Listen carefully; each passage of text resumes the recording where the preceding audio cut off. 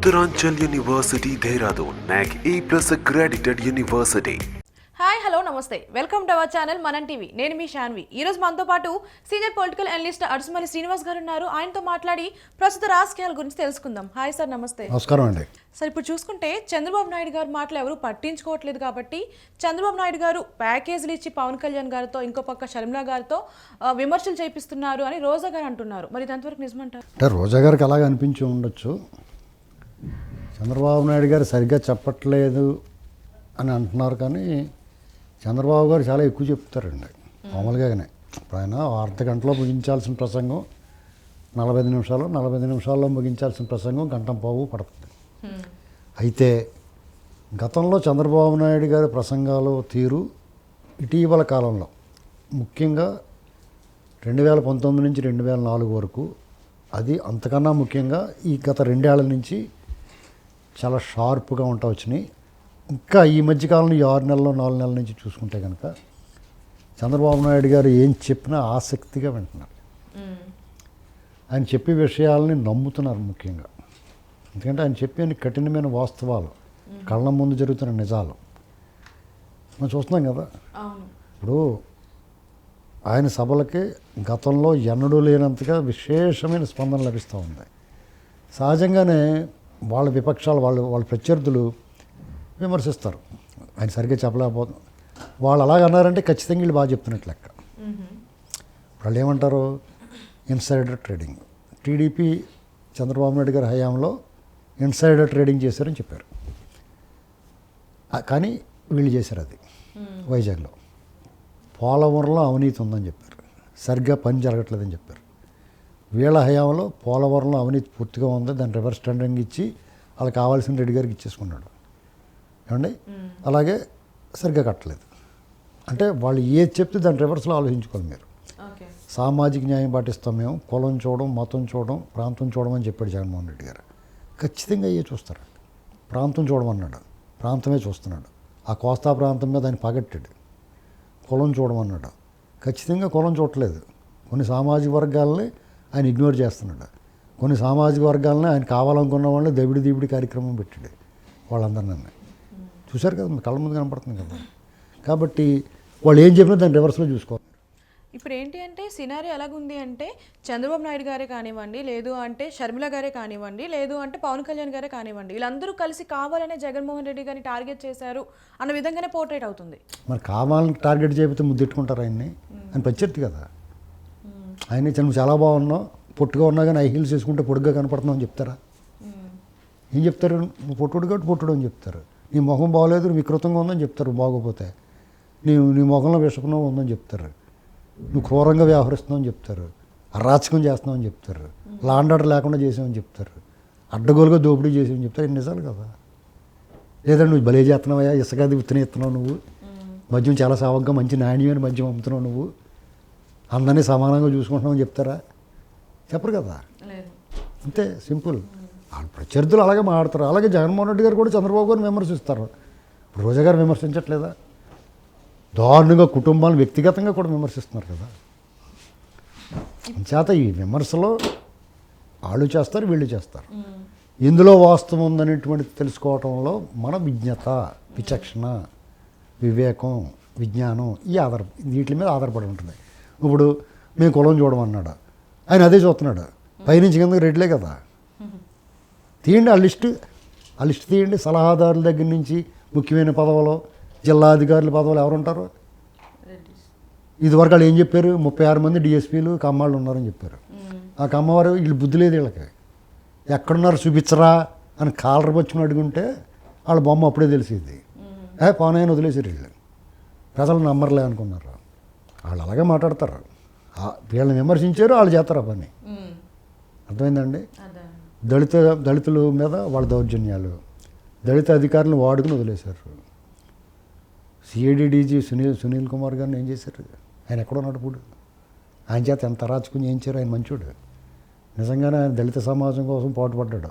వాళ్ళ మీద పుస్తకాలు రాశారు, వాళ్ళకి జరుగుతున్న అన్యాయాల మీద. అలాగే విజయ్ కుమార్ గారు కలెక్టర్ ఐఏఎస్. వాళ్ళందరూ వాళ్ళేం మాట్లాడారు, వాళ్ళేం మాట్లాడుతున్నారు? వాళ్ళందరికీ జ్ఞానోదయం అయింది. దగ్గరికి వెళ్ళి చూసిన తర్వాత వికృత స్వరూపాలు కనిపించినాయి. దూరం నుంచి చూసి వాళ్ళకి జగన్ గారు కూడా అభిమానులు ఉంటారు, 300 మంది అభిమానులు ఉంటారు. వాళ్ళు దూరం నుంచి వస్తుంటే ఆయన మాటలో ముసి నవ్వులు నవ్వుకుంటాం, సిగ్గుపడతా బిడియంగా నడవడం చూసి ఎంత మంచిడో పోపం అనుకుంటారు. దగ్గర నుంచి వస్తే తెలుస్తుంది. ఇప్పుడు పొలిటికల్ ఏంటి అంటే విమర్శలు కామన్, ఒకళ్ళొకళ్ళు అనుకోవడం. కానీ ఇక్కడ ఏంటి అంటే జగన్మోహన్ రెడ్డి గారు ఎక్కడ గెలుస్తారేమో అన్న ఒక భయంతో ఏంటంటే ఒకళ్ళొకళ్ళు పొత్తు పెట్టుకుంటున్నారు. సో దీనివల్ల ఏంటి అంటే ప్రజల్లో ఆయనకు ఆదరణ ఉంది కదా, మరి ఆదరణ ఉన్నప్పుడు వీళ్ళు ఎందుకు పొత్తులు పెట్టుకొని ఆయన్ని దించాలి అనుకోవడం? ఇప్పుడు పొత్తులు పెట్టుకోవటం అనేటువంటి తప్పని నేను ఎప్పుడు అన్నండి. ప్రజాస్వామ్య దేశంలో ఎన్నికల సమయంలో పొత్తులు పెట్టుకోవడం చాలా సహజం. ఈ దేశాన్ని పరిపాలిస్తున్న ఎన్డీఏ ప్రభుత్వం పరిపాలిస్తుంది, బీజేపీ కాదండి. బీజేపీ కూడా మోడీ గారు నేను సర్వశక్తివంతుడిని, నేను సింగిల్గానే బీజేపీ అధికారంలో రాగలిగినా కానీ పొత్తులు ఎందుకు పెట్టుకుంటున్నారు? అందరినీ కలుపుకెళ్ళాలనే మనస్తత్వం. మీతోటి మేము గోడనకలు చేస్తామండి, సూదిలో దారం సందులో బేరం ఇది ఉండదండి వీళ్ళకి. ఇది డైరెక్ట్ ఓపెన్ చేత వాళ్ళని అంటే కొంచెం కఠినమైన పదం మీరు ఉన్నారు కూడా మాట్లాడతలేదు. వాళ్ళు ఎప్పుడు కూడా అదే పని చేస్తారు. వీళ్ళు బహిరంగంగా చేస్తారు ఏదైనా సరే. పొత్తులు స్నేహాస్తం సాధిస్తారు. ఎన్టీ రామారావు గారి దగ్గర నుంచి కూడా తెలుగుదేశం పార్టీని వాళ్ళు సంజయ్ విచార్ మంచితో పోతెట్టుకున్నారు. సంజయ్ విచార్ మంచి అంటే తెలుసా మీకు? పేరు ఉన్నారు ఇప్పుడు నన్ను? మేనకా గాంధీ గారు. వాళ్ళకి ఏముంది మన రాష్ట్రంలో? అయినా సరే వాళ్ళకి సీట్లు ఇచ్చారు, వాళ్ళు గెలిపించుకున్నారు. అదే మనం ఇక్కడ చేస్తారు. కలిసి వెళ్తారు, తప్పే ఉందండి. కలిసి ఉంటే కలదు సుఖం. అంతేగాని బాబాయ్ గారికి ఏమో రిజర్వేషన్ లేకుండా పైకి పంపించి ఇలాంటివన్నీ వాళ్ళు చేయరండి. ఏంటండి ఇప్పుడు తల్లిగారు కారు టైర్లు నాలుగు ఒకేసారి దడేలమని పేలిపోతాయి. యాదృచ్ఛికం అనుకోండి, కొత్త టైర్లు ఒకసారి గాలి ఎక్కువ పెట్టినట్టు పేలిపోతాయి. కానీ వాళ్ళకేమో గుబులు వస్తూ ఉంటుంది. అనిల్ గారు స్టేట్మెంట్ ఇచ్చాడు, మొన్న మధ్యన లారీ వచ్చేసింది నా మీదకి అన్నాడు. ఇదేదో పొరపాటున వచ్చిందేమో అనుకున్నాను, కానీ ఇది ఎన్ని చూస్తే భయం వేస్తుంది మాకు అంటున్నారు. ఇప్పుడు ఇలాంటి కార్యక్రమాలన్నీ ఉన్నప్పుడు కలుపుకునే మనస్తత్వం లేదు వాళ్ళకి. వాళ్ళ నాయకులే పారిపోతున్నారు కదా. వాళ్ళు ఇప్పుడు మనం చెప్పేది కదా, వాళ్ళ నాయకులు చెప్తున్నారు. ఇప్పుడు బీసీ నాయకులు చెప్తున్నారు. ఒక ఎంపీ గారు చెప్పాడు, కర్నూలు ఎంపీ గారు, బీసీలకి ఇక్కడ న్యాయం లేదు, ఇక్కడ పదవులు ఉంటాయి తప్ప గౌరవం ఉండదని చెప్పాడు, అధికారం ఉండదని చెప్పాడు. వాళ్ళు ఏం చెప్తారు? సామాజిక న్యాయం, కులం చూడమన్నాడు. ఏ విధంగా చూడలేదు. వాళ్ళు ఎవరంకా చూడలేదు. బీసీల వంక, మైనారిటీల వంక, దళితుల వంక చూడలేదు. ఆ రెడ్లు ఎవరు ఉన్నారో వాళ్ళే కావాలి వాళ్ళకి. కోడికత్తికి కొంచెం ట్రీట్మెంట్ చేసాడు, దూదద్దాడని చెప్పేసి అతనికి ఏం పెద్ద పదవి ఇచ్చేసాడు తెలంగాణ నుంచి తీసుకెళ్ళి. ఆ సలహాదారులు అందరూ ఎవరున్నారో ఇవన్నీ మాట్లాడకూడదు. వాళ్ళు తప్పులన్నీ వాళ్ళకి కింద పెట్టుకుని ఎదురటం వాళ్ళు ఒకటంటే 100 అంటారు వీళ్ళు. పవన్ కళ్యాణ్ గారిని విమర్శిస్తారు. పవన్ కళ్యాణ్ గారిని విమర్శించడానికి ఏమీ లేక వ్యక్తిగతంగా వెళ్తారు. 3 పెళ్ళిళ్ళు చేసుకుని వాళ్ళు ఏమంటారు? చేతనైతే నువ్వు చేసుకో అంటారు. అంతే కదా. ఇప్పుడు ఆయన వ్యక్తిగతం అది. ఆ పర్సనల్ లైఫ్లో కొన్ని ప్రాబ్లమ్స్ ఉంటాయి. ఇప్పుడు నా పర్సనల్ లైఫ్లో, మీ పర్సనల్ లైఫ్లో ప్రాబ్లమ్స్ బయటకి ఎలా తెలుస్తాయి? ఇప్పుడు మనం బలవంతంగా ఇష్టం లేని కాపురం చేస్తారా? ఆయనకి ఇష్టం లేదు, మ్యూచువల్గా ఒకరికి ప్రాబ్లం కంప్లైంట్ ఇచ్చారా? లేకపోతే పెళ్లి చేసుకోకుండా మోహం చేసినాడు, కలకత్తా తీసుకెళ్ళి వదిలేసి వచ్చేయడం అనలేదు కదా. కలకత్తాలో స్టార్ హోటల్లో పెట్టాడండి నన్ను, ఛానల్లో ఉన్నాడు నాతోటి, తర్వాత వదిలేసి వచ్చేసాడు అని చెప్పి అనట్లేదు కదా వాళ్ళు ఎవరు. కాబట్టి పెళ్లి చేసుకున్నారో సరిపడలేదు, విడిపోయారు. మళ్ళీ పెళ్లి చేసుకున్నాడో సరిపడలేదు, విడిపోయారు. అది వాళ్ళ ప్రాబ్లం. వ్యక్తిగతంగా వాళ్ళు ఇప్పుడు మనుషులు కలిసినా మనసులు కలవకపోతే తేడా వస్తుంది. బలవంతంగా ఎందుకు కాపురం చేస్తారు? దాని విషయంలో మనం తప్పు పట్టలేము. వీళ్ళు కారు టైర్లు మార్చడం, 4 పెళ్ళిళ్ళు చేసుకుని ముఖ్యమంత్రి స్థాయిలో మాట్లాడొచ్చు ఆయన. అలా వ్యక్తిగతంగా టార్గెట్ చేశారు ఆయన్ని. ఆయన పైగా ప్యాకేజ్ స్టార్ అన్నారు. ఎవరికి కాదు అంటే ఒకరి తర్వాత ఒకరిని ప్యాకేజ్ స్టార్ అంటున్నారు. ఇప్పుడు షర్మిల గారిని కూడా ప్యాకేజ్ స్టార్ అనే విధంగా పోర్ట్రేట్ చేస్తున్నారు. ఇప్పుడు షర్మిల గారికి ఆవిడ బాధ ఆవిడకి ఉంది.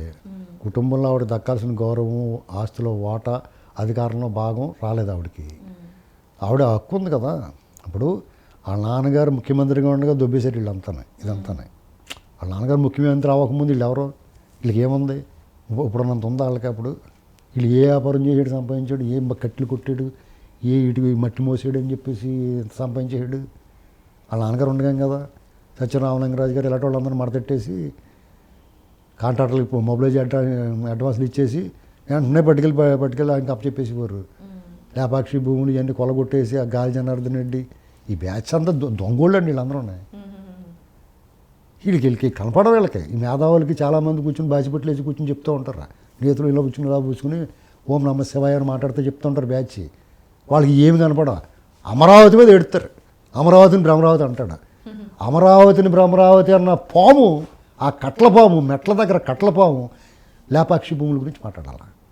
బ్రహ్మణి స్టీల్స్ కోసం ఇచ్చిన అతనికి రాయలసీమ స్టీల్ ఈయనకి గాలి జనార్దన్కి ఇచ్చిన 1000 ఎకరాల భూమి, అన్ని మీద అప్పులు తెచ్చుకుని దుబ్బేసి ఆ రైతులు నోట్లో మట్టి కొట్టాలి, పొట్ట కొట్టిన వాళ్ళ గురించి మాట్లాడాలి. అది మాట్లాడరా.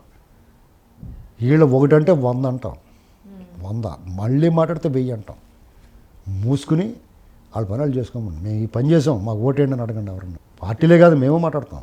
నువ్వు ఈ పని చేశాను, ఇదిగో అమరావతిని రాజధాని బ్రహ్మాండంగా నిర్మించాను, లేదా నేను 3 రాజధానులు అన్నాను, 3 రాజధానులు నిర్మించాను అని చెప్పమనండి. ఓహో భలే నిర్మించాడు, ఎక్కడ నిర్మించారండి అని అడుగుతాం. అంటే మనకు కనపడతలేదు కాబట్టి.